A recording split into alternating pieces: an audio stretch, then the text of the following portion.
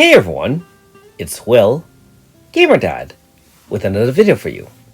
So in today's video, we're going to go over Kwaji as a 5-star, and of course we'll do a little bit of gameplay and let you know what I think about him. But the most important question of all is he hot or not? He's hot. He reminds me of Pingu. I would love to kiss his big blue lips. Okay, clearly I have some competition. Anyways, Uquaji is a pretty difficult to get free-to-play unit, and so let's go over some of his abilities. Now his VC is actually quite good, physical and type resistance 50% to himself for one turn, a little bit of downside because it only protects him, but that actually makes him near invincible to a lot of elemental physical attacks. Now note that he does have to wait until 20 turns, and honestly the 21st turn before he turns into his super mega form, and when he's in the back line, he will help you restore all your party's members' HP, which is actually quite good, about 30% or so. Now, in terms of his moves, he does have a triple boost, power, int, and speed 5%. It increases by 5% every turn up to a maximum of 50%. And of course, in Ragnarok form, which is that 20 turn kind of thing, buff effect is increased by 2, which is 100% to himself. Now, honestly speaking, that's really not that good because you got a Zed Steel that can do that right off the bat. In terms of adverse poing, this is a multi-hit move to help with combo rate, blunt resistance down 5%, and water resistance down 5%. Again, stackable up to 50% if you wait 10 turns. And in Ragnarok form, increase to 75 negative. Again, the fact that you have to wait 20 turns to get all his max abilities really makes it, honestly, a little bit sad to say. I mean, when you fight him, he's so powerful, and now that you get him, man, he's not nearly as awesome, so to speak. Now, his Sumetsua, water blunt AoE times 2XL, guaranteed party crit rate to 100% for one move, and depending on max 10 turns passed, you get 4 times strength. When you become Ragnarok, you also increase strength by 2 and help with increased crit damage for your whole team. Again, need to wait the 20 turns, although early on in the game, if you don't have a crit setter, you can use him for that. But that being said, this is end game content, and we really wouldn't be getting him any other way. And finally, Geyser Crush. This is a spammable move. Water Blunt Single Enemy XL. Again, 4 times multiplier extra after 10 turns, and increase strength by 3 in Ragnarok form. So like I said, everything really depends on him hitting turn 21 really to unlock the maximum of his capabilities. And finally, I will mention as an aside, he can guarantee to set pain with this move, and it does look very, very powerful, but note that the multipliers is on the pain damage and not the hitting damage. And so in fights in general, I mean, you're not really relying on pain to kill the enemy anyways. Okay, in terms of his board, pretty standard stuff. He's decent power-wise, so his raw stats are not bad, but the real downside is he only has one personality, which is Fists, not able to receive buffs from Grasta holders. Okay, you can use a lot of different Grasta setups, which I will show, but the pretty standard stuff are there. So let's take him out for a spin. If you haven't already, make sure you like and subscribe to my channel. I really appreciate it. I also do have a Patreon account for those who want to support me this way. So I will say one of the cool things about Kwaji is the fact that he walks pretty funny, like a penguin. He waddles around. Now you can see his spam move is obviously the Geyser Crush, and note that every turn that passes, it does get stronger. Note that the second hit here was 13,000 and finally it's 38,000. So as you get higher and higher in turn count, you will see larger and larger numbers. Now the problem is that the meta currently in Another Eden is really low turn clears, extremely powerful units. Stall tactics really aren't necessary nowadays, even in free-to-play strats. And I'll show you an example of that later on. Now, in extended fights as a solo unit, his damage just won't keep up with other more powerful either gacha units or even free-to-play units. So he can't even take down this horror by himself unless he's extremely lucky and sets pain and so on and so forth. He'll need a lot of support to help him wait out the 20 turns or even to 10 turns before he gets somewhat relevant. Keep in mind that after 10 turns, his multipliers for some of his highest DPS moves are somewhere in the 680 to 800 range. You can get damage from that from even older gadget units that are like 1 or 2 years old, so keep that in mind.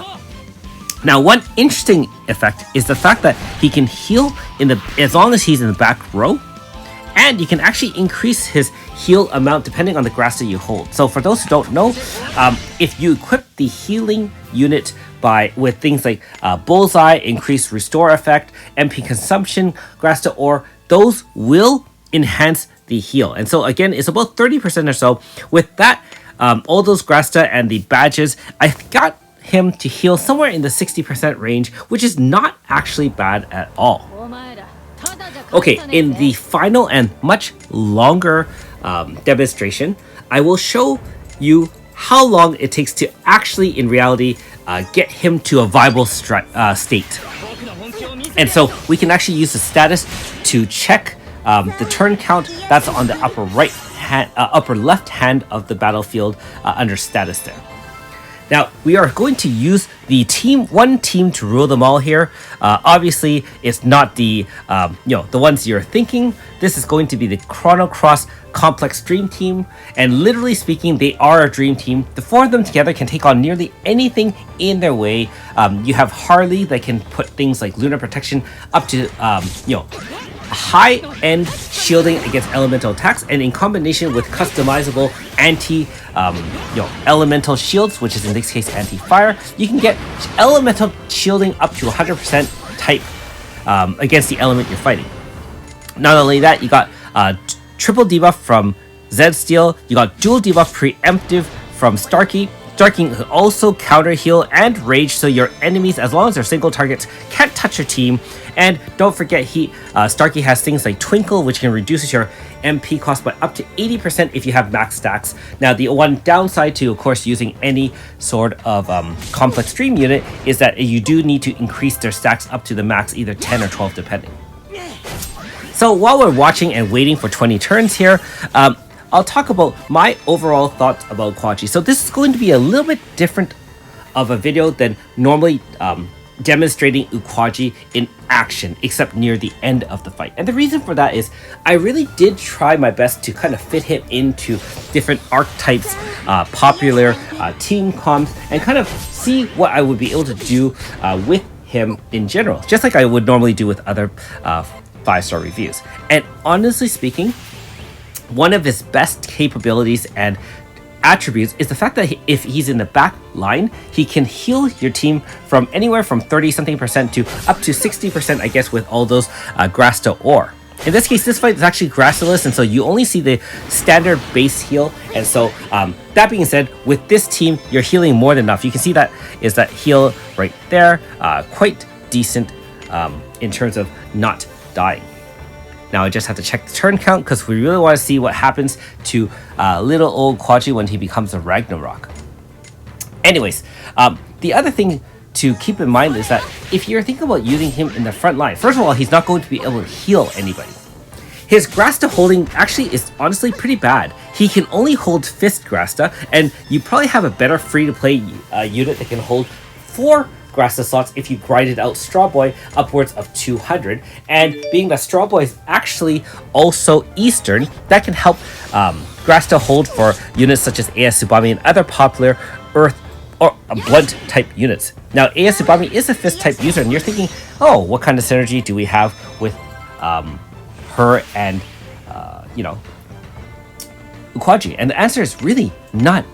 The modifiers on Uquaji up to turn 10 is actually much lower than all the popular meta units for Earth, for even Blunt. So if you think about AS Melina with Manifest, she can spam her AS move with stacks that don't go away during the AF, doing tons of damage while healing at the same time and increasing crit damage for your entire team. And obviously with all 3 stacks up, her Zephyr's Zahim can hit like 3 hits or multi-hits, doing a ton of damage for water blunt DPS. Otherwise, you only really have 6 slots on your team. You can't really fit them in the front line because with Blunt, you usually have something like AS Tsubami dual debuffing, you have AS Miyufa boosting your entire team, you have Yifa or AS Yifa depending on your style, VCing in and handling those those blunt type teams. And like I said, if you really need water DPS, you can use honestly AS Melina Manifest. Now, one thing I will say specifically about Uquaji, in free-to-play strats that is strictly free-to-play, no gacha units, I think he does serve a very good purpose. He allows you to lighten your heal burden, because a lot of free-to-play strats may not have a dedicated healer. The fact that you can get a guaranteed like 1/3 of your life back at the end of turn will allow you to maintain your max HP Grasta ore. So if you have Grasta holders in the back and you don't have quite enough heal, it'll heal up to 100%, provided you didn't take too much damage. And who's taking damage with the likes of Harley and Kid and Starkey tanking everything and shielding for you. So you can see a bunch of zeros in this fight, right? And keep in mind, this is Shion's true manifest fight. Actually pretty difficult depending on your skill and roster. So, in terms of free-to-play strats, yes, definitely a lot of healing. In terms of fitting into gacha teams, I can't think of any reason I would put him in. Let me know in the comments below if you have some viable strategies where you would actually put him either in the front line to help you fight, or in the case of why are you stalling for 20 turns, right? The meta, like I said, you can clear fights in 2 or 3 turns, even 1 turn if you have the right roster. I'm talking gacha units, of course. So in terms of gacha, definitely no comparison to anyone on gacha. And not only that, some of the tougher fights in the game, especially things like the warped Alma, for example, or some of the more recent Apocryphi type fights, are you really going to wait 20 turns? You're going to get blown out of the water, right? You really want to end it as quickly as you can to decrease the amount of RNG you are fighting. And so I can't see that being a viable strategy. Even this free-to-play team with no Grasta should have ended this fight a long time ago. So why are we wasting over, in this case, this fight lasted almost 10 minutes, and the reason for that is you just have to wait 20 turns. I mean, you literally have to stall out 20 turns, and even without Grasta, I could have done all the damage in less than 10 turns, I'm sure. It'd be like a 2-turn AF, and then build up half AF bar with another 2 turns, and then you do another AF, and then so this fight would be over in less than 10 turns. But of course, this video is all about Uquaji. We really want to see what he looks like, see the damage he kind of does. Now, bear in mind, this is obviously not optimal conditions for him. This zone is the Surge special, which is a magic slash zone. And unfortunately, Blunt will be reduced in damage by 30%. But that being said, you can get a idea of what kind of power he can do without Grasta. Obviously, once you have Pain or whatever enhanced Grasta, you can see the full capabilities of him. But he doesn't have any Grasta in this fight. Like I said, this is Grasta list clear. And I figured I might as well do completely Grasta list and kind of see what we're up against. The more difficult part with this fight specifically was trying to stall out 20 turns. That's the most ridiculous part. It's even more hard to not win than it is to win. And that shows you how little, in my opinion, how little benefit Uquaji has at this point in the game. Remember, this is end game content. I would have expected Uquaji to be ultra, like for example, some of the things I would have suggested him to be boosted, and maybe the devs eventually will hear my voice or others like me. He should have an AF finisher where the Fist of Heaven comes down and shreds everything for lots and lots of damage, like an EX finisher, for example. Or he would be able to convert into Ragnarok form in 10 turns, or even better, in 5 turns. Because even if you think about it, once he turns into Ragnarok form, if you look at the AE wiki, the modifiers you're getting are somewhere in the, sub 2000 range, or well, one of them's over 2000, but the other one's under 2000. And so, I mean, the fact is, if you're taking water damage and you want to maximize water damage, you got Eva and Flam already with Ultra Shion. I mean, water magic's going to shred everything already. Water Pierce with the likes of AS Yukino, you've seen my video on her, is going to do more than enough damage and also mitigate as well without having to stall, right? I mean, like I said, free teams, great. Kwaji's got that little bit of benefit. If you have a zone setter or you have a team that's really early on, you can benefit from end of turn heals. But like I said, say you're only 3 months in the game, are you really fighting Kwaji in all its forms? Without any Grasta, with limited gacha characters, and you're just going to try to stall out and use the Complex Dream team to rule them all to beat all the content in the world? Probably not. You'd rather be using the real or alternate team that rules them all, which is the AS Yifa, AS Radius, Alma, and Ultra Xion to wreak havoc on the enemy, and of course backups like Orlea to help hold ground and so on and so forth. Okay, so back to the fight. We are at the finished off the second HP stopper. Turn 20 has now appeared.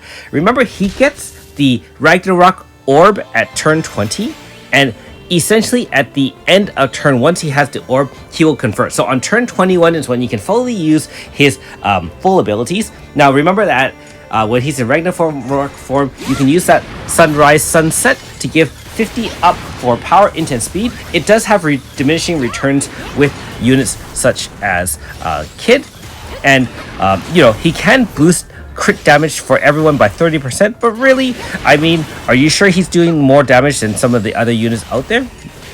Not really, to be honest. And there is no free-to-play blunt zone setter, so he's not going to be able to use full capabilities.